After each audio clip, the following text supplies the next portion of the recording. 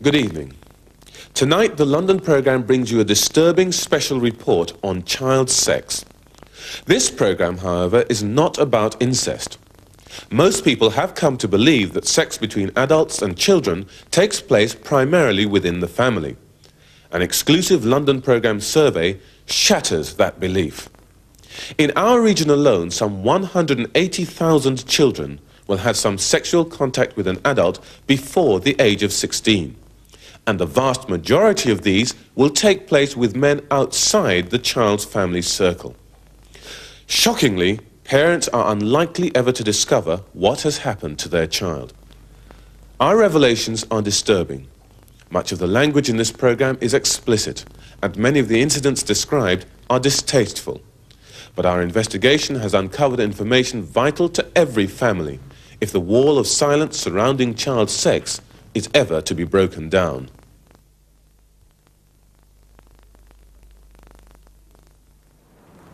Neil is a professional musician in his 40s. As with many in this programme, we can't reveal his identity for legal reasons.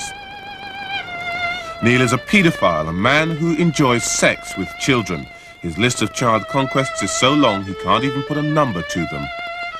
I would say probably hundreds, maybe over the years, during the whole of my adult life, maybe thousands. Who knows? What I found, of course, though, was that as I gradually grew older, I became locked into this interest in younger people. And that, yes, I did then go on to develop relationships which enabled me to touch genitals and to stroke.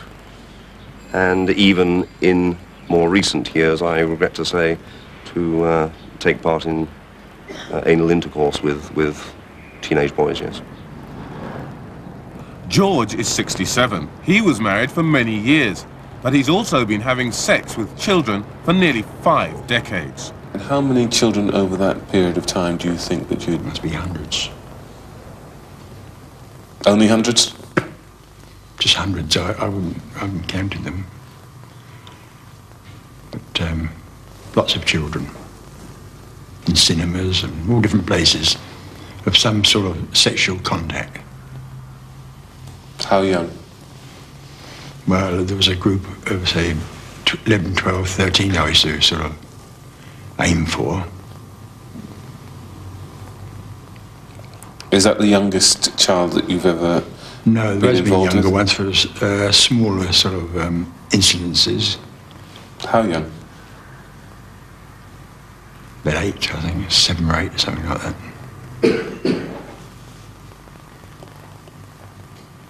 So in the period of 50 years, there have been hundreds of children, and you, until recently, were never discovered.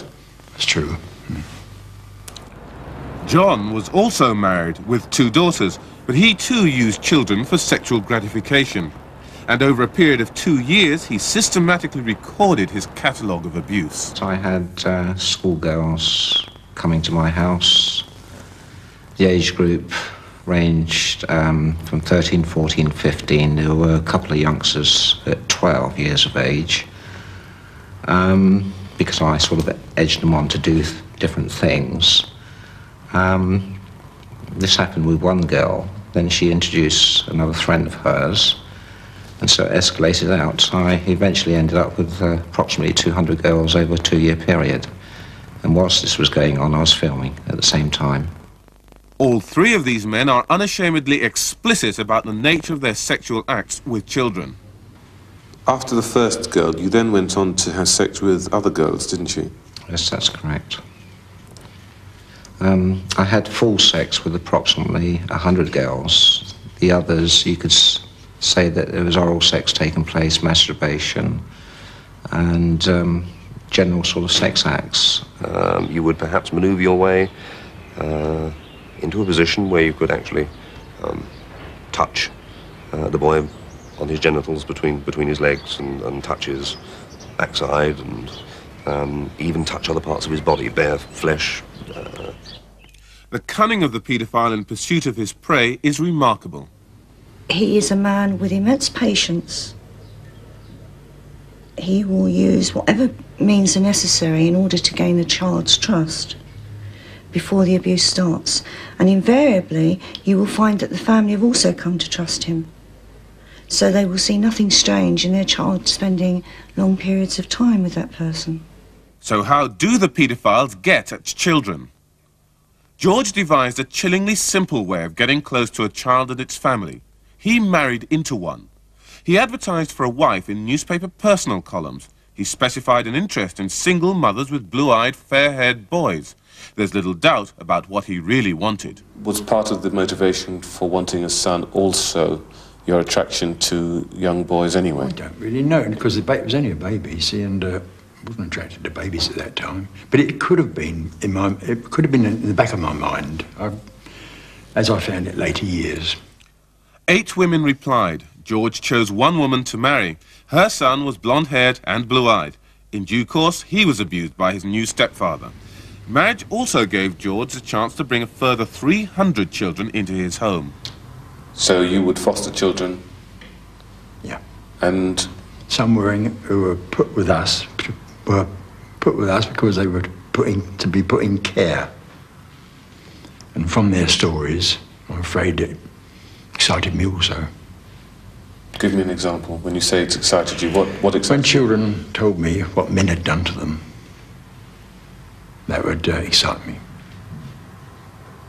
And although I didn't go the whole lot with them, I shouldn't have listened to their stories or touched them in any way. But sometimes I did. As psychologist Michelle Elliott has found, many paedophiles have devised more direct routes to children. For example, working life offers many opportunities. It's another one where a babysitter, a vicar, a priest, got involved in that one. Recent trial records show how men have deliberately sought jobs that bring them into contact with children. Donald Budge, imprisoned for 9 months for indecently assaulting 3 schoolgirls, a junior school teacher. Roger Stimpson, 4.5 years in prison for molesting 10 children, a cub leader. Joseph Verbeek, convicted for indecency, a director of the United Nations Children's Fund. And Tony Graham was imprisoned for 5 years after having sex with an underage girl. He was a social worker in Kent. No one knows how many men are actually involved in sexual activities with children, but we can say that the networks of the paedophiles are much larger and more far-reaching than has ever come to light in the courts. In this closely knit and secret world, many men, far from being ashamed of what they do, have developed an elaborate theory which they feel justifies their activities. And they're only too ready to argue their case to anyone who will listen. 2 long-time paedophiles agreed to tell us their views anonymously. These actors are repeating their words. Will you describe yourself as a paedophile? And if you do, what do you mean by that? Yes, of course. Quite clearly, there are 2 definitions, mine and the rest of the world's. I'm a person who recognizes the sexuality of children and recognizes that that attracts me to them. But isn't your primary motive for having a relationship with a child sex? Well, the underlying drive is sexual, no one would deny that. Now, this isn't to say that I want to have sex with every child that I see. Far from it.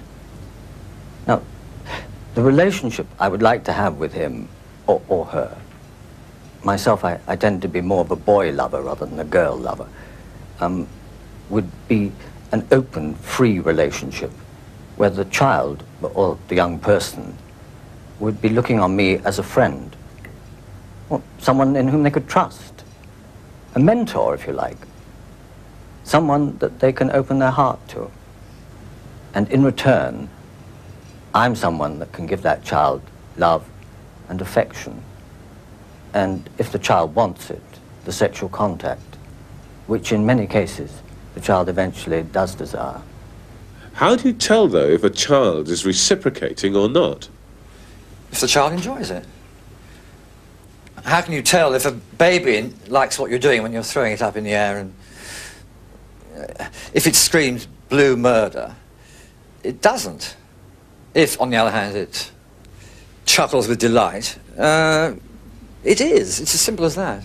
I would like to live in a society where the child has free choice, where if you went up to a child, well, I'm putting this very boldly, but if you went up to a child in the street and said, hello, how about going to bed with me? The child could say, and could ponder the question and could make some definitive judgments and could say, no thank you, or I don't mind if I do. And what age would that child be? Is there an age that you could put on that child that they could make a judgment? If in fact the child was aware of their own sexuality, was allowed to be aware and to enjoy their own sexuality, then the child could make that value judgment at any age. I mean, obviously, they've got to be able to speak. You're going up to them and that sort of thing. If the child couldn't speak, how would they say yes or no in your society? Again, as I've said, a baby will very easily tell you whether it's enjoying being thrown up in the air and caught again or whatever. It will tell you by laughing and gurgling, crying, screaming, turning its body away, or thrusting the genitals back at you. This is a baby we're talking about. This is a baby we're talking about, but I may add, I'm putting this in as an academic argument. I have never myself tickled a baby's genitals, to my knowledge. These theoretical justifications have to be set against this reality, the face of a frightened child in a video popular amongst paedophiles. The paedophiles we have talked to are secretive but unashamed. They're also cunning and organized in their pursuit of children. Yet most of us believe that a sensible, well-balanced and cared-for child should be immune from the temptations proffered by such men. In fact, all the evidence that we have been able to gather suggests that whatever we would like to think, no child is safe. At the age of 9, Janie was molested by her school gym teacher. I was standing behind him talking to my friend, but my friend walked off and I tried to go with her, but he wouldn't let me. He stopped me and said, stay there, it's too dangerous, you're not allowed to move. I thought, you know, this is a bit strange. So I stayed there, and a few minutes after that, he took a few steps backward towards me and brushed his hands against my private part, and I thought, a bit strange, you know, it must just be an accident. But he'd done it again, and I tried to move, but he wouldn't let me, and he'd done it again. And anyway, it was time to break up, and I just ran towards my friend. She said, why didn't you come after me? And I said, he wouldn't let me. The discovery that 2 out of every 3 children who've been involved in sex with an adult will not tell is certainly the most worrying of all our findings. Before we can even think of trying to tackle this huge problem, we've got to find a way of persuading children to speak out about their experiences. When asked if they had told anyone about these serious incidents, 33% of our sample replied yes, but 67%, 2 out of every 3, didn't tell. So most experts working in the field, whether as police officers, psychologists or therapists, now believe that efforts should focus on the children in the hope that educating them to say no may frustrate the child molester's schemes. Michelle Elliott works closely with schools in a program she's designed to protect children from molesters. It's called Kidscape. Older children like these at the Montem School in Islington are encouraged to devise and act out situations in which they might be in danger so as to arrive at the correct response. And so I went into the living room and did it, and then the doorbell rang. So I went and answered it. It was that next door neighbour, you know that one. Oh, that friendly neighbour. Yeah, well, he's a bit too friendly. Smaller children are introduced to the subject more obliquely, with the help of teachers acting out a bullying scene. 1, 2, 3.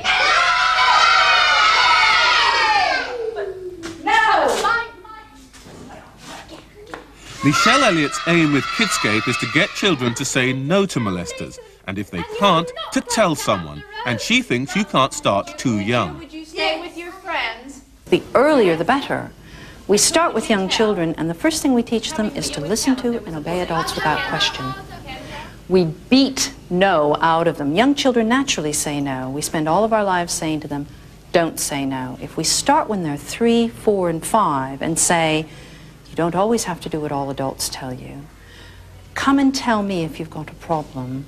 And if anyone asks you to keep a secret, don't come and tell. Then you're in with a chance to actually change their behavior. The older they get, the more ingrained it becomes to listen to and do what adults say. As a result of Kidscape, many children have found a way out of damaging sexual experiences. John Ruddock works for East Sussex Education Authority, one of the first to launch Kidscape into its schools. He has no doubts that it's effective. It's very difficult to be exact about that, but certainly we could identify something in excess of 50 children that since we started the Kidscape programme are now not being abused. Michelle Elliott sees Kidscape not just as a way of protecting children now, it's also a way of breaking the cycle of sexual abuse for the future. If we don't start with something like prevention, we never will break the cycle, because once children are abused, they sometimes grow up to abuse, and the cycle goes on and on. Doesn't mean that all children who are abused grow up to abuse, however. This type of prevention program is effective to a certain degree. We can teach little children to tell at the first sign that something's the matter. You can't obviously always keep all children safe, but it is a start. Just like you can't keep all children safe from being run over by cars, but we continue to help them, and we don't know how many we prevent in the end.